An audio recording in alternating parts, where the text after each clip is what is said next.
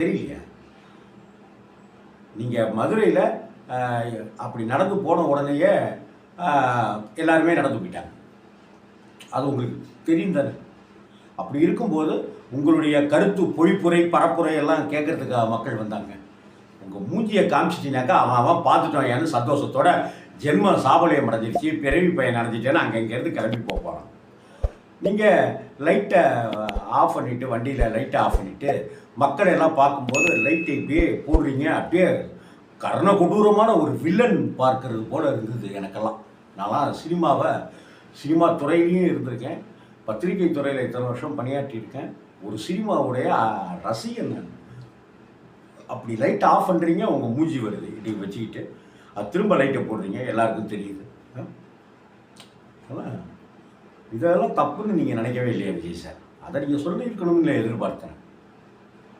அதுக்கு அடுத்தாப்புல